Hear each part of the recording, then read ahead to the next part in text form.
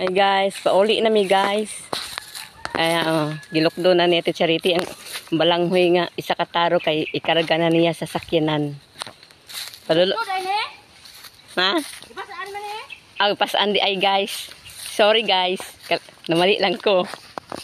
Na padulong nami dito pagawas nami sa karsada kay ikarga naman niya ang balanghoy.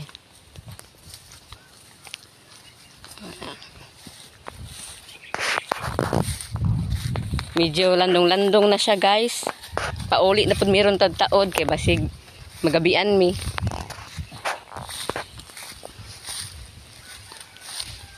Nindot kay diri ang kabukiran guys. Oh kay bugnaw siya guys. Sa kabukiran layo ang kasakit. Ay!